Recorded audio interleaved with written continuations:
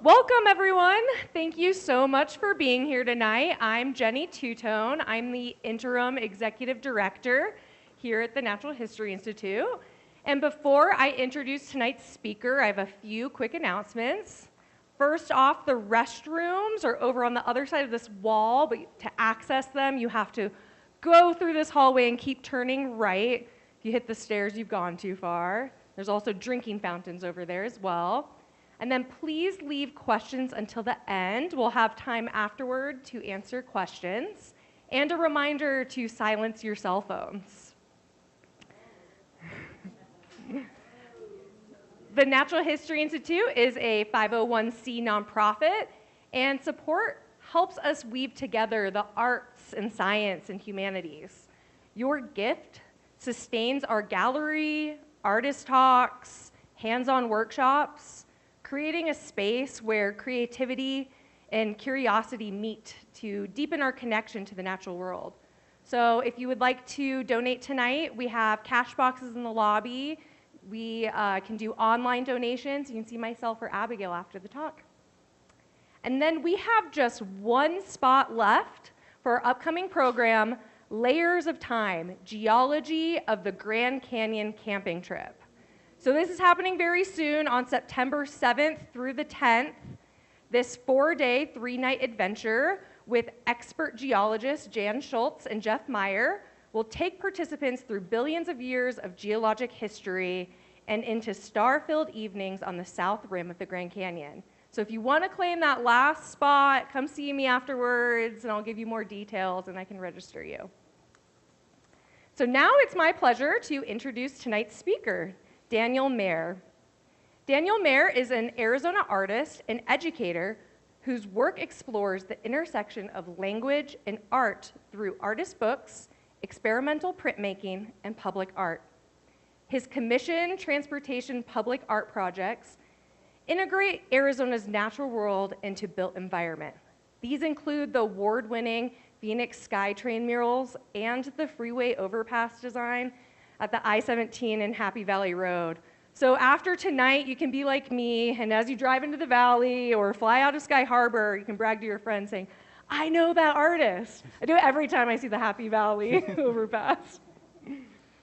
Mayer's work has been exhibited nationally and internationally and is represented in major collections such as Getty, Yale, UC Berkeley Environmental Library, and many more.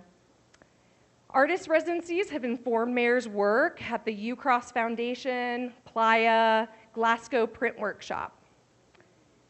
And since 1986, he has directed the Pyracantha Press at the Arizona State University, where he leads creative research and education in artist books and letterpress printmaking.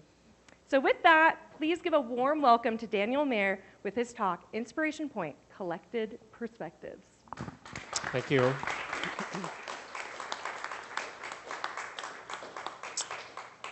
Thank you all for coming this evening, and thank you for the introduction, Jenny. Before I deep dive into my talk, I'd like to thank the whole Natural Institute team, Jenny, Abigail, the gallery committee, especially Dan Gilbert and Roger Essay, for trusting the great unknown on installing my complicated gallery installation. If you don't know about gallery shows, it's at least a 2-year timeline. So when you're awarded by the time you have a show, but there's lots of things that happen in between as far as submitting your content, and that also means you need to get busy making new work, which I did. So I'd like to share with you this evening how I intersect the natural world into my studio works. Artist books, experimental printmaking, public art, and collaborations.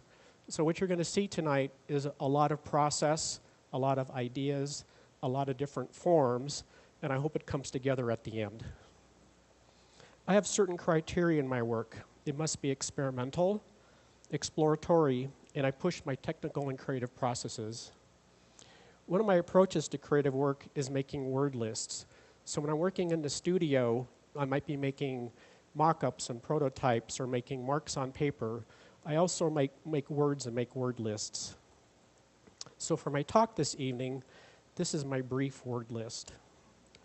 Seaweed, moray, bling, atmospheric rivers, double elephant, mud cracks, Leonardo, vulture, almanac, typographic, topographic, and Etch-a-Sketch.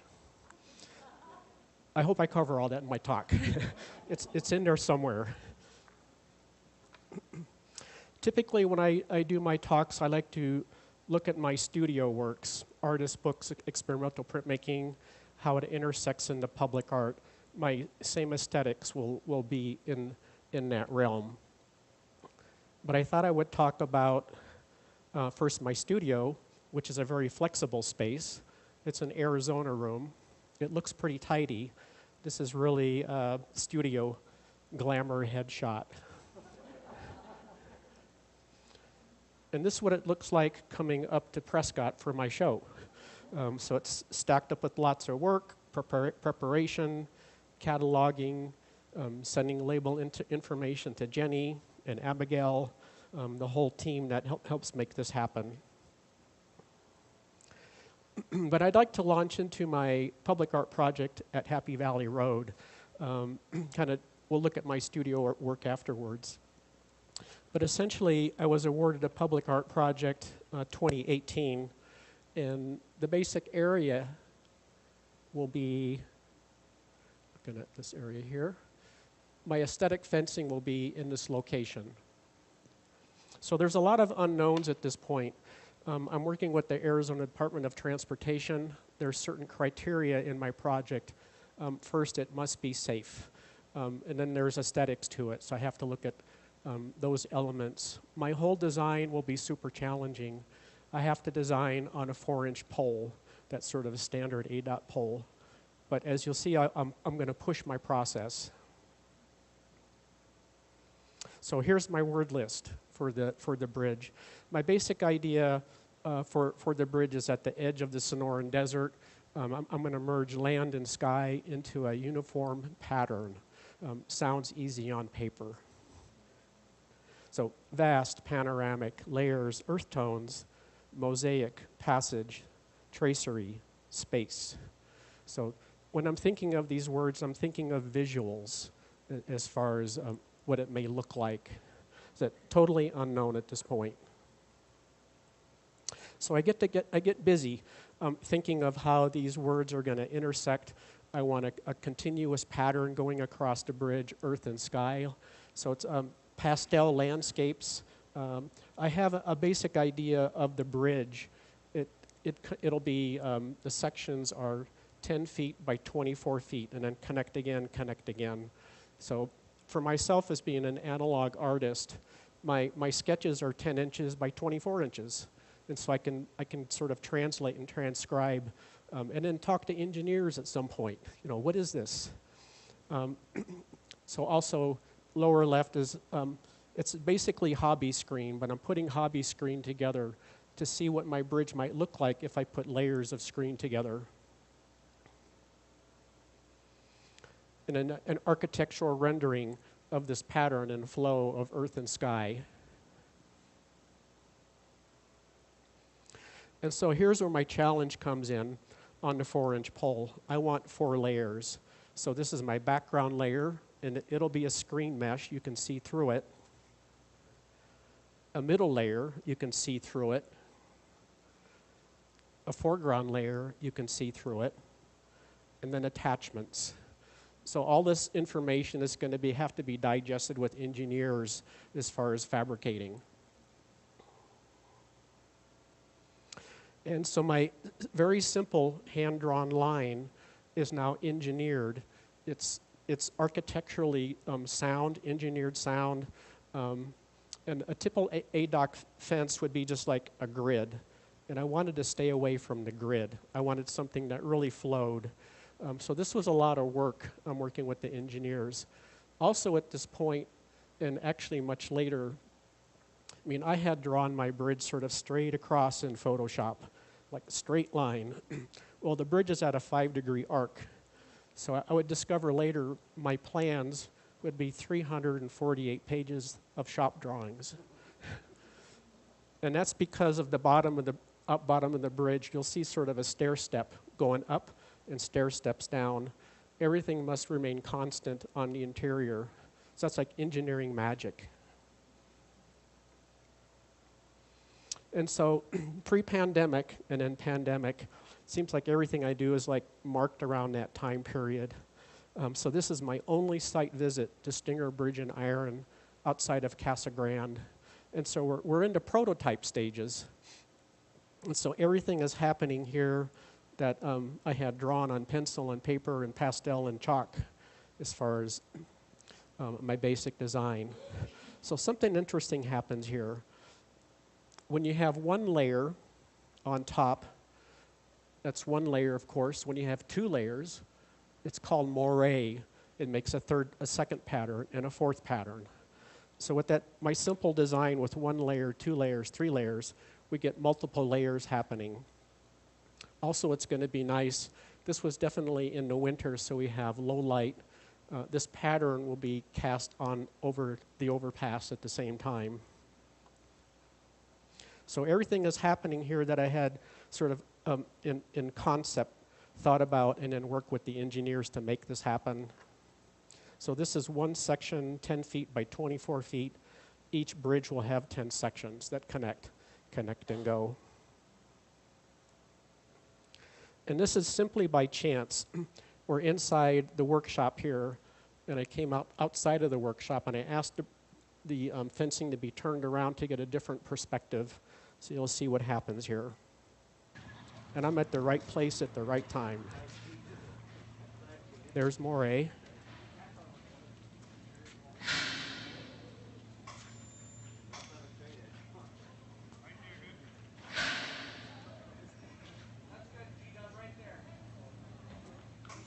There's the 4-inch pole. Backside, middle. The middle part is probably indented 2 inches, and then on the face side again, and then attachments. So this is, to me, this is engineering magic and collaborating with engineers and architects. What it looks like in the daytime, Happy Valley Road and I-17. And what it looks like in the evening. So I was, in fabricating these sort of projects, you're on site with hard hats. So a lot of my photographs were in process when the bridge was being built. So I was able to go out there with my tripod and camera and take pics like this. That's kind of the special part of the project when things are very quiet and cars are not driving at the same time over the bridge. So I work with a lot of typography in my work and also university work. This is a pandemic project, and it's on the theme of environment. So I work with artists from 4 Western states in the portfolio, and our basic subject was environment, so it was wide open as far as what they wanted to do. But for my particular piece, I look at surfaces and textures, and I relate that into printing elements, which you'll see, relief printing elements. So what I did here, I used Google Earth. I did a screenshot, took it to my computer, so I have a picture on my computer. And I'll take you through the steps here. In the Photoshop, I make it high contrast. Now I'm going to make a film for a printing plate. And there's the relief printing plate. So if I have a film negative, I can expose this plate. It's a photopolymer plate. It's light sensitive.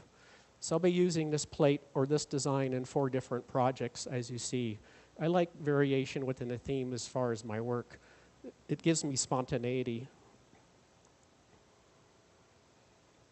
So this was my contribution to the print exchange, a collaboration with Becca Lawton. She was the past director of Playa, which is the Arts and Science Residency Program in Southeast Oregon. But I'll kind of go into this a little more. We have the title page off to the left, so that's entirely hand set. This is a little bit about the letterpress process.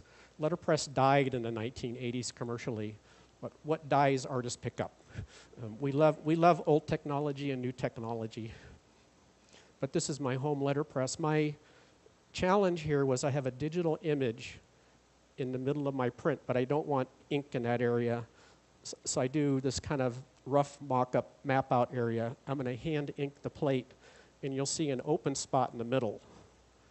It's very, very kind of intuitive, but also magical.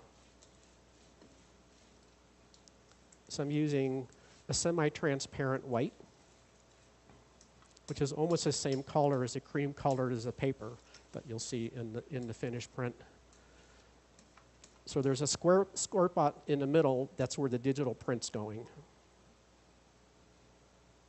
And this is a hand cylinder Vandercook.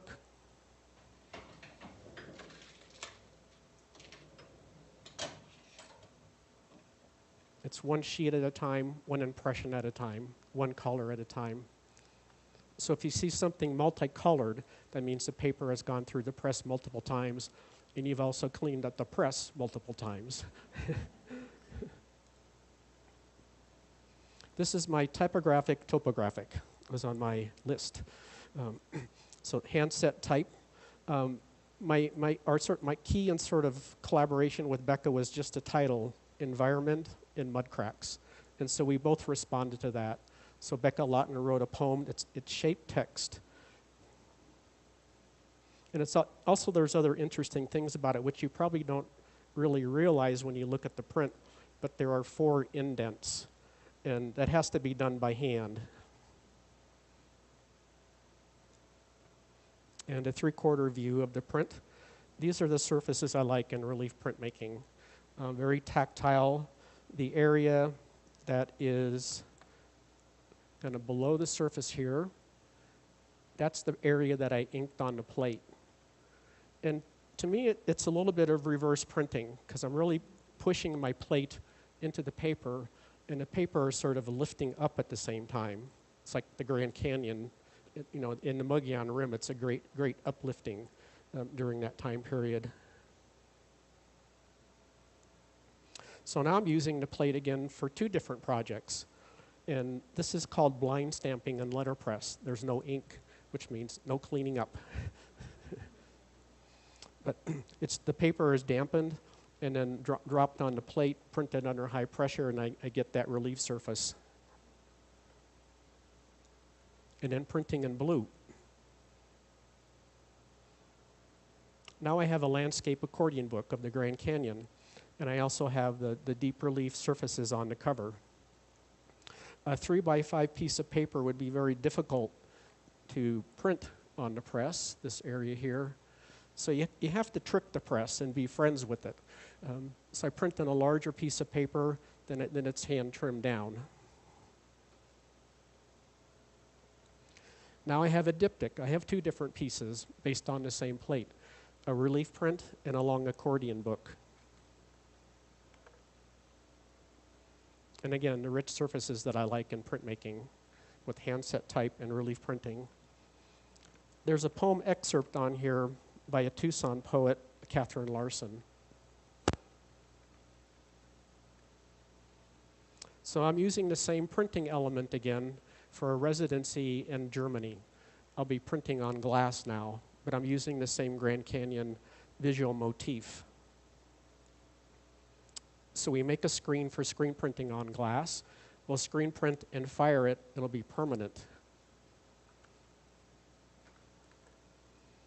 So we screen print it on glass, but we're also doing very light sort of transparent washes through the glass. So now this is 2 firings. And I'll be adding another layer on top next. I'm using a very special piece of glass called Lambert's glass. Lambert's is a company that's been in business in Germany for over 100 years. It's mouth-blown glass, and it comes out in a long tube. If you cut it right down the middle, it lays flat. Now you have a flat piece of glass. It's typically used in stained glass work, but here I'm using it as a topographic surface. And the etching part actually follows sort of the Grand Canyon topography. And the technique is used, this is called asphaltum. It's like tar, but you can paint on the glass. It acts as a resist, and the open areas will be where it etches and goes down, so it's very topographic. And then a 3/4 view of the glass. So now this is 2 panels of glass that'll be laminated. We can see some of the deep etching on the top glass here on the Lambert's glass. And then this will be a little bit harder to see here, but we've got this roadway here is Inspiration Point, which I've been to several times with my wife. And the other road here is the North Rim, and we know what's happening there. It's very tragic. But I borrowed my talk, Inspiration Point, for our presentation this evening. And a detail of the glass. Since it's mouth blown, there's lots of inherent beautiful qualities to it, like these air bubbles and pockets. I mean, it's already rich by itself. And in a 3/4 view of the glass, I work with the lighting designer, Rick Millard, and so we fabricated this from scratch. There's a light guide behind it on the back side here through the whole area.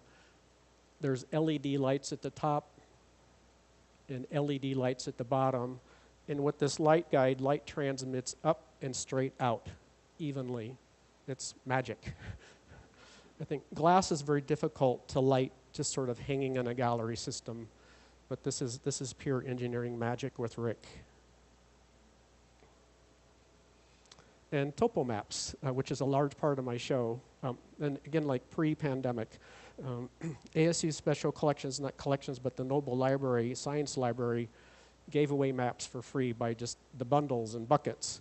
They were deaccessioning their map collection. They were going digital. So it was a feeding frenzy. You just like go in there and carry as much as you could out each time and go back to your car and do it again. So I felt like a little bit of a hoarder. And I collect ephemera, but I don't know what I'm doing with it at the time. I'm going to touch a little bit on how maps were made, USGS maps. I'm going to take some dovetails in my talk here. But from 1880 to 1970, they were produced. From 1880 to 1950, they were done on copperplate. They were copperplate engravings inscribed by hand. And this is a little bit about the process. So the guy upper left, images like this really tell you a lot of information. And he's looking, looks like he has a magnifying glass. He's looking down at the plate. Up top, there's lots of engraving tools. He has natural light, which would be very important for this type of work, to scribe into the plate to see what you're doing. And then lower right, we can see letter forms inscribed into the plate by hand. To me, that's amazing, to do those letter forms. It's a little bit hard to read, a little bit faint, but it says canal zone. So everything's backwards, especially in printmaking. Makes you think. Also, topo maps were done by the lithographic process, which are Bavarian limestones. And print shops are always in the basement. It's like heavy stuff. So we have a Bavarian limestone here, which probably has a line etch or line engraving on it that's been inked up by hand. A piece of paper is dropped on top, hand cranked through the press. You got one. You got to do it again.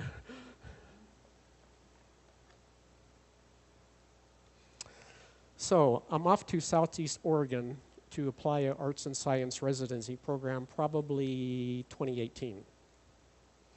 So we have this beautiful landscape. I'm in the landscape. I typically don't like to pre-think my residencies, like too much what I want to do. I like to bring certain things to play with, but let my time speak to what work I might make. So here's my first iteration of landscape maps. So I have my topo maps, I'm in the landscape, and then again, I work with my word lists. So what enters here are atmospheric rivers, which is moisture that's picked up in the Pacific Ocean, lifted up, and it flows through the sky like a river, and when it hits land, it drops, sometimes very violently. So there's all these different ideas sort of percolating in my landscape artist books. This is how I begin, kind of very, very wildly. I want to push the information back, kind of push it back, and then bring it forward a little bit later.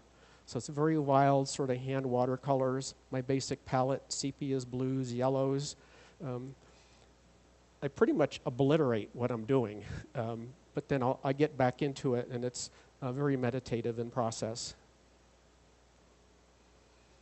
And then working with the landscape accordion books, I'll map out some sections with the blue tape, and I make a very white gesso wash. And I'll do these light washes on top, and those will be the highlights, because I'll also take charcoal, grind it on a piece of paper, and push that charcoal into the paper so it's nearly black.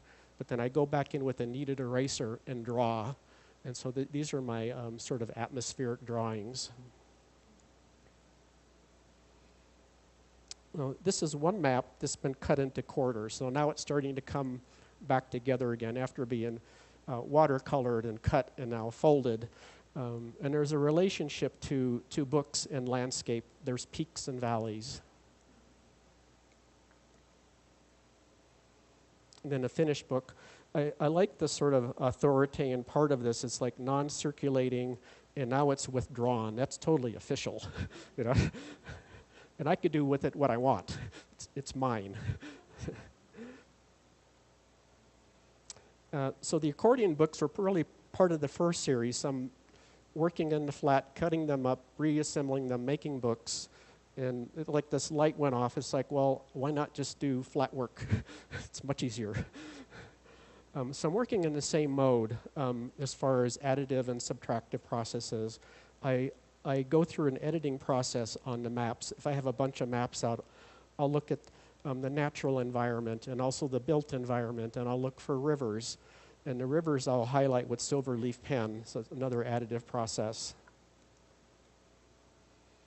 And then a completed map. So this has all my elements in it that's similar to the accordion books. Atmospheric rivers, waterways are followed by silver leaf pen, my watercolor washes.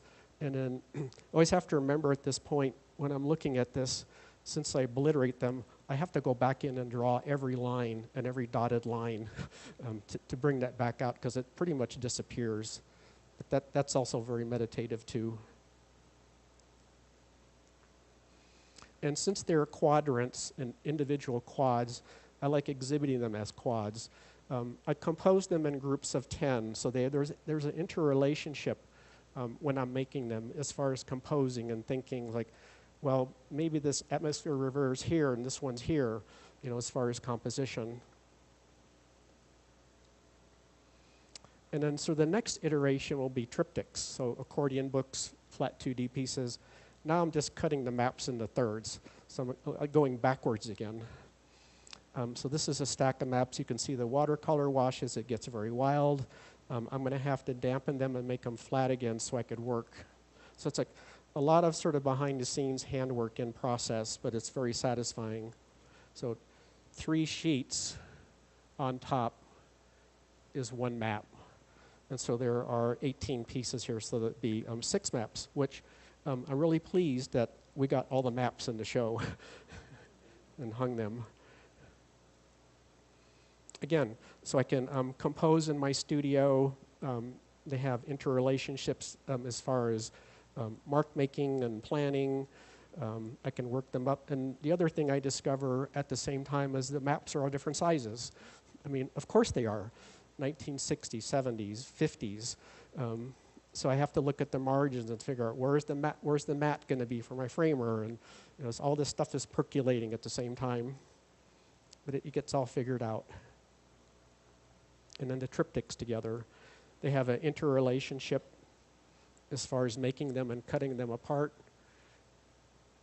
And we have areas that are connected and they flow through as far as mark making. So these are my favorites now until the next iteration.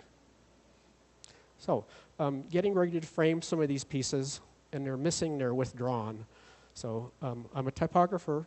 I know they use Helvetica type, and I can do this. So I make my own rubber stamp. Finish it off.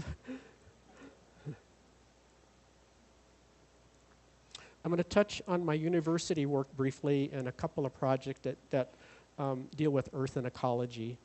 But I've been at ASU for a long time. It's print research and archives. And I have a very large type collection. It's the Antonia and Adam Petco type collection, about 3,000 cases of type along with vintage presses. But I want to make mention of the type here, type and press collection, because typography is very expressive. And the type below, type and press, it's called Molle Foliate. Molle is the Dutch designer. It was designed in 1960, and it's a very leaf florated design, which was incised into matrices at one point to make type. So typography is super expressive. So I have a very fun research tool. It's called the Columbian Press, built in 1834. And I'm going to tie this into James Audubon, because I always do this when I give a demo on the press or talk about it. The bed size is 26 by 40. And that's the size of the Audubon prints. And I'm going to touch on the paper making in a second. But every time I do a demo, and I wasn't thinking about it for tonight, except for tonight, it's like, well, that's the same size as the Audubon prints. Makes sense now. A side tangent, the Columbian Press was built in 1834, but also we have the Industrial Revolution. This is 1820 in London, and this press was used to print the Times of London. So it was 1,100 impressions an hour versus maybe 150 or 200. Dan doesn't print that fast. So we have both technologies happening at the same time, and also the Audubon prints happening at the same time, which were hand printed. That brings me to the vulture. So in installing my show with Roger and Diane, I hadn't really paid attention to the vulture hanging up there, but I walked underneath it at least 100 times. And then Roger pointed it out, so I thought, okay, we're going to do a little research here. So I zoomed in on it, California vulture, engraved and printed and colored by Robert Havel, 1838. My printing press is 1834. They could have been in London at the same time. There's something kind of interesting and curious about this that you kind of have to dig a little deeper. It says, and colored by Robert Havel. Robert Havel was the master engraver for all of the Audubon prints. There were over 400 Audubon prints created in an edition of 180 or 200 copies. That's monstrous as far as hand printing. But it says colored by, but Havel actually had 150 colorists hand coloring them. So I suspect if you had two prints side by side that were hand colored, there'd be some slight variations. It's the mark of the hand, the mark of creativity. And the paper size was called double elephant. And that's 29 by 39 approximately. And the Audubon prints were printed on handmade paper. And looking at this, you can kind of dissect things and kind of zoom in and see what they're doing. This image, I believe, was taken much later than the Audubon prints because there's a light bulb up there. It didn't happen earlier. But we can dissect what they're doing. This guy over here is hand pulling a sheet on a woven screen. It's dripping wet. These two guys here are transferring the paper to wool felts. And there's a lot of activity that's already been happening. Their stack of felts is almost topped out, and there's a few felts left. So they will take that felt and paper and roll it on these rollers into a press, and then they'll press the water out as far as the hand paper process. If you had, double elephant was the biggest paper size at the time. If you had a single elephant, it was half the size. The Brits actually standardized paper making at that time, which we use today. So I'll touch on a couple projects, my ASU projects very quickly. Eco Songs, it's a collaboration with a Macedonian composer. It's a song cycle on Earth and ecology. You might recognize the typeface. It's called Neuland. And it was designed in 1922 in Germany by Rudolf Koch, who was a calligrapher at the Klingspor type foundry.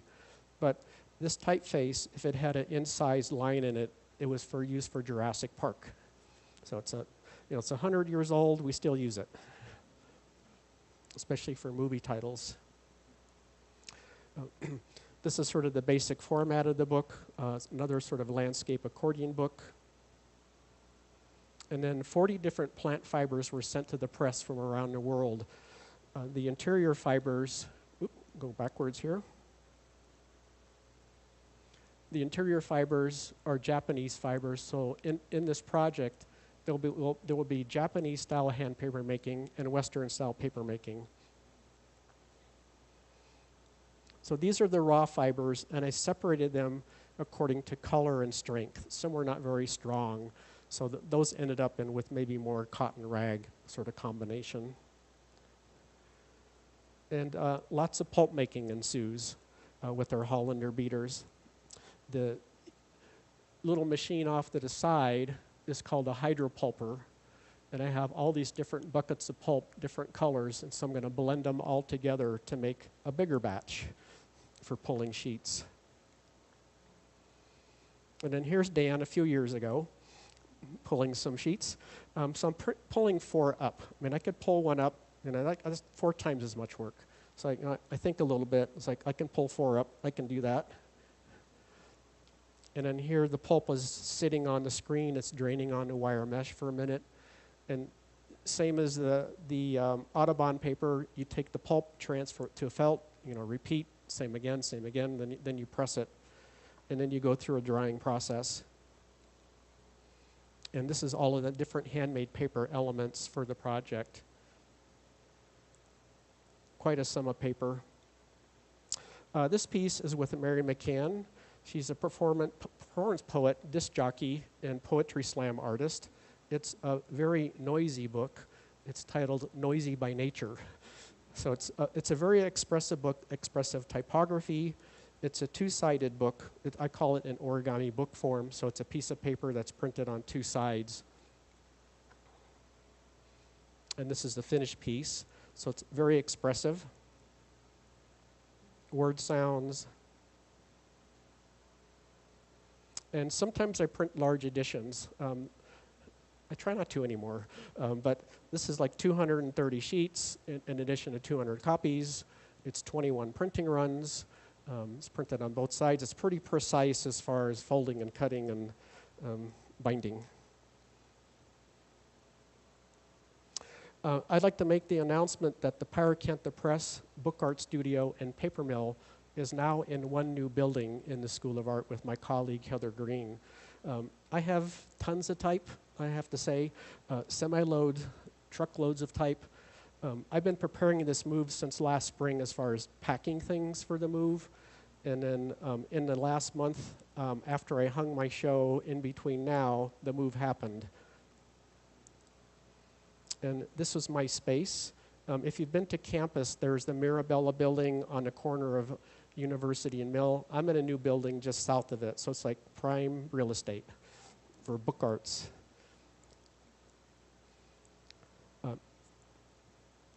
3 days of moving, equipment, print archives, Vandercook Press, more type, Columbian Press, Eco Songs, more print archives, more type, more type. This is half the type. The other half of the type is in the teaching studio.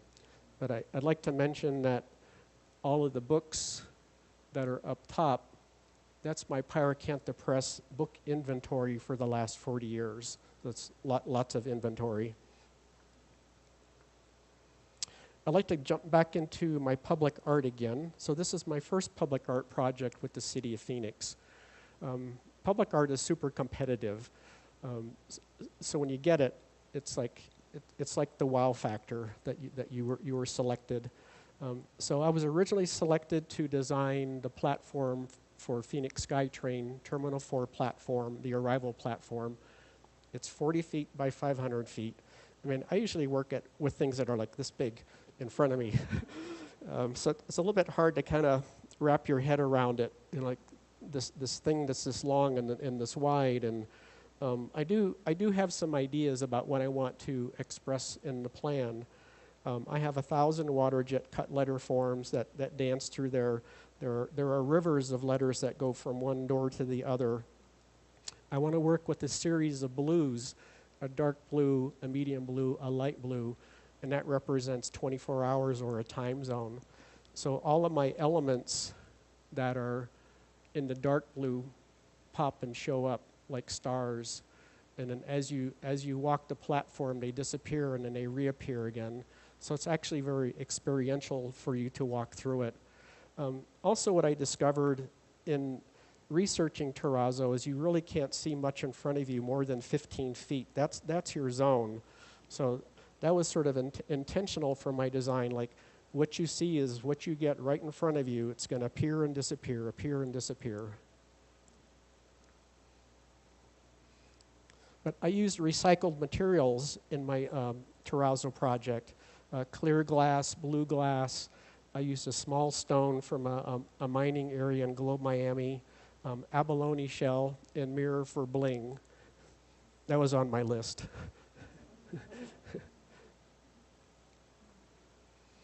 So we're placing 1,000 water jet cut letter forms through my design. And this is one 40 by 40 foot section that I'll take you through. So elements are being tacked in place.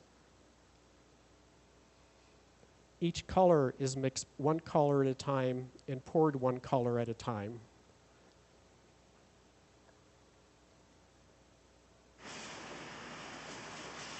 And hand troweled.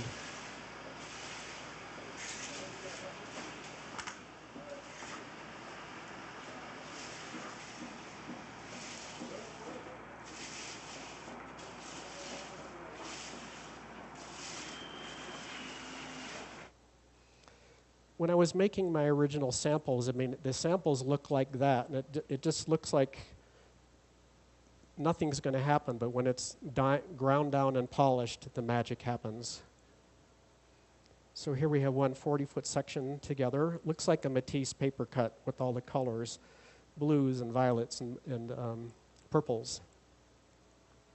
We start the grinding process, and then diamond polished. It does have my handwriting in it, but I'll let you discover that when you're there next time. There's a capital L, and it meets in the middle. I've had people come up to me and say, there's secret messages in this. I have to go along with it. It's like, yeah, there's might be poem in meow, for sure. So letter form, I use Garamond Italic, a 16th century letter form. It has a very calligraphic elegance to it. So in the design, I want your eye to sort of glide from one letter form to the next. And then I'd like to conclude, this will be a lot of images here with my glass project, which was also super labor intensive. So my first public art project was terrazzo. My third one was the bridge. And now I'm doing glass. So I've never worked in any of the mediums, but I like doing research. And my fabricator is Franz Meyer of Munich. Franz Meyer of Munich is not related to Daniel Mayer of Tempe. So there's no conflict. So in the beginning, you begin to wonder, what is this? Here's my T4 platform. Drops down to my bridge. This is where glass is. You get a lot of architectural renderings. And for all of three of my public art projects, I want to bring the natural world into the built environment. So Leonardo did nature prints for scientific studies. There's lots of history of nature prints. The Brits did nature prints, ferns and seaweeds.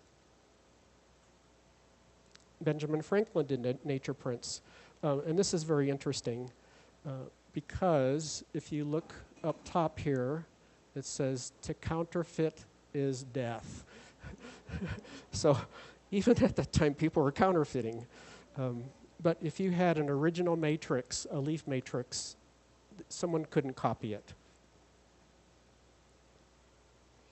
And we also know Benjamin Franklin for the almanac, for daily cycles, spring tides, planets, moons rising, length of day, time of high water, full of information.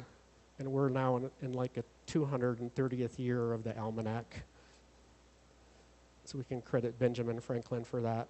Benjamin Franklin also likes to be known as Benjamin Franklin, comma, the printer. So I do nature prints, but I had to do a lot of experimenting.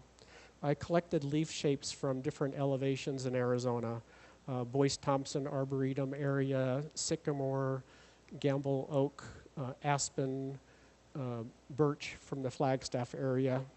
So I'm collecting all these things, but I need to experiment. And I did have a piece of lead from a scrapyard, and I tried printing on lead, but it's just like nothing happened.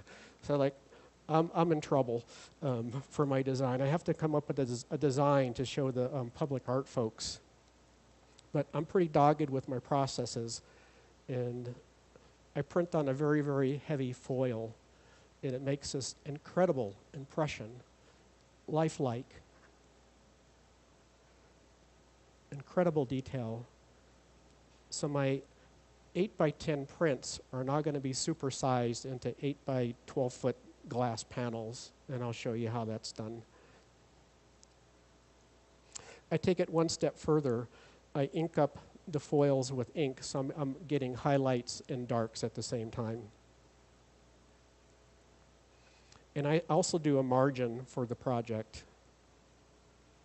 I take that into Photoshop, and you'll see how this manifests here. Again, I'm drawing with a kneaded eraser. Everyone wants to know what does this look like? Well, in the computer, it looks like this, but we don't know what it looks like yet. So I have 14 prints. I have background, an architectural rendering. Now we're off to the Franz Meyer studio. They do medieval stained glass and traditional methods. I have to shift out of color from Photoshop to Illustrator to hand mixing. I'm looking at transparency and translucency. We make small prototypes. This is 2,000 square feet of glass. So we're making like 18-inch square pieces. We're looking at the color palette and techniques. Another technique we use is stippling and dry brushing on the glass. It makes more structure. And then hand paint the interior of the glass. About 50% of my glass is hand painted. Now we're off to Austria for firing. We can fire one piece of glass in the Munich studio. It takes overnight. In Austria, we can fire one piece of glass in 10 minutes. So here's one screen for one of the leaf shapes. And this is how it's screen printed on glass.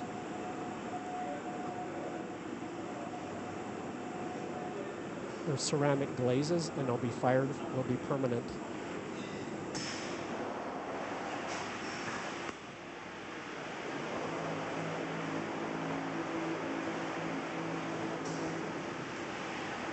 So this is industrial public art. Glass is very fragile at this point, but it goes through an oven at 300 degrees, and then it can be handled. The kiln is off to the left here. The glass is still hot. They're wearing Kevlar gloves.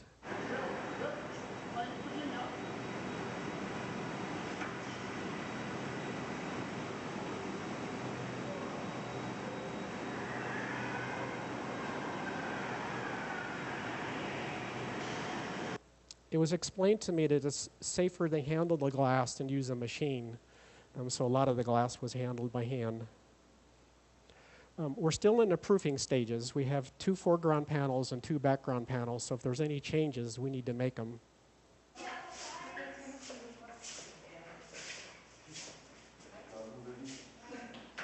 There's the foreground glass and the background glass.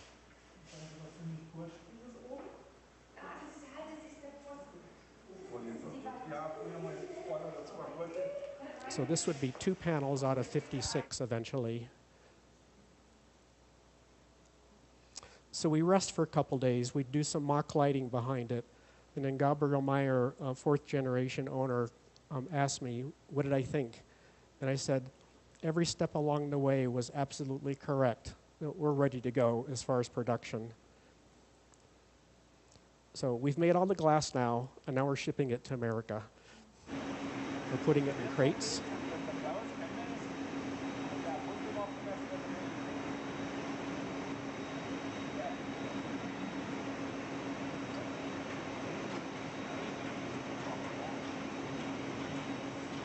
There's 14 crates, 14 tons.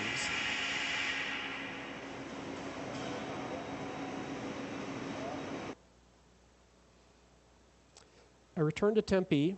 I have this ship manifest, CCNI Columbia. It'd be about 3 months till the glass comes to the Phoenix Sky Harbor Airport. But my cargo container is on this boat. But people do funny things. They take pictures of planes, trains, automobiles, and boats. This is the boat.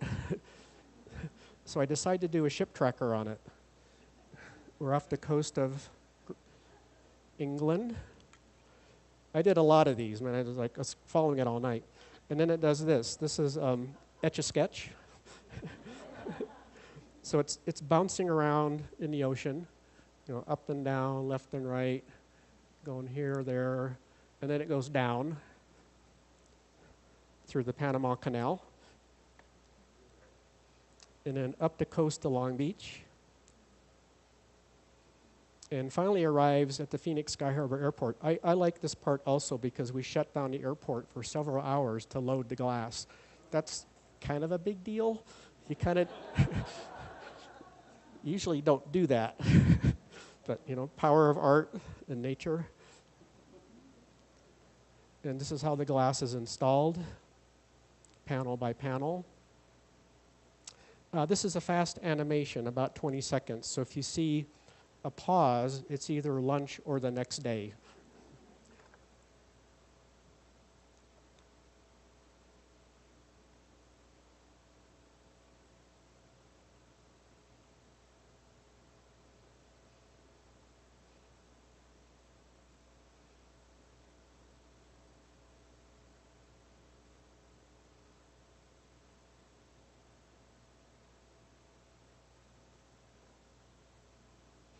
There's so many fascinating parts of this project. It was suggested at one point we would use metal supports in between, and to me that wasn't aesthetically pleasing, but eventually what we ended up upon was a 3/8 inch bead of black silicone that goes between it, so it's more continuous. And so the east bridge looks like this. And then other magical things happen in the process. There was enough budget in this that I could use a terrazzo to make it a complete environment. So it's top lit here, and when the light hits the bottom, it picks up these flicks, which is the crushed mirror. And so as you walk through it, it's flicking at you. So we have a little bit of bling. That's on my list. And you can see the bridge from the drop-off section, both east and west bridges. That's the only color. And then the west bridge. And a detail of the sycamore. So everything is happening here. My hand-drawn margins. My leaf print. And the detail. And this is really incredible here because my 8 by 10 inch prints, they're now supersized, but all of the marks I made in those small hand plates are evident in the finished product. If you get a chance to see the bridge up close, they're laminated panels, so the front panel actually floats off the back. It's dimensional. As you go by, it changes. And thank you very much.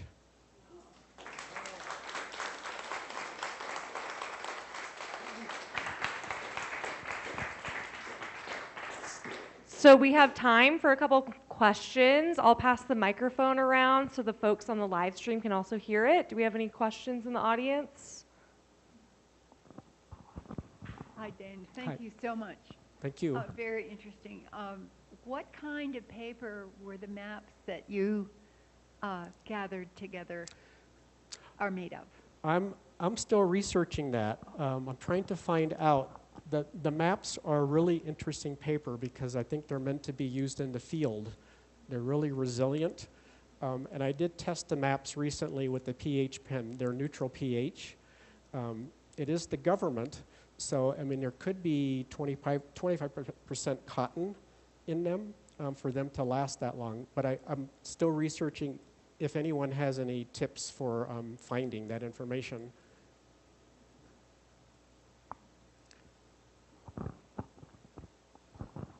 For your public art submissions, what do you have a pretty good idea of what you want to do for the project on them, or do they look at your past work, or how do they award it? Yeah, it works both ways actually. Public art is about sense of place, so it'll manifest itself as far as if you get the project, doing research for it. I'm shortlisted for a project right now that they're actually just taking my existing work, my studio work and my public art work, and I'm already shortlisted for a project based on that information. But if you're starting from scratch, you put your slide list packet together, you put your best piece last, because they're going to be blasting through hundreds and hundreds of images, and if they see that last piece, it's like, oh, I like that last piece. But you have a slide list, you have written information on it, your cover letter, it goes through a very, very even jurying process, and once you're selected, you might go through an interview process, and then with the Terrazzo project, I thought I was dead in the water. Because they wanted 3 prototypes for 3 different locations, and I was like noodling to death these little sort of mock-up things. So I submitted 2, but I actually was selected based on the content. So sometimes they'll ask for prototype work, but once you get into a project, it more develops. I mean, it's also like community-based, community input, and then. Since it is about sense of place, what is it? What can it be? Yeah. They must have some kind of parameters for the initial call, right? Yes, they do. Yeah. So that's the other important thing. It's like when they have a call, like look through everything they're asking for, give them everything they're asking for. Don't skip anything. Your cover letter, your slide list, your descriptions. And then nowadays, it's there's different platforms you submit through, like there's Cafe and Submittables and other ones. And every time you do it, it's like different. You have stuff in Cafe, but they want it in Submittables. So you're like scurrying. I have like files and files of images in different sizes that it takes a long time to kind of redo it. Any other questions?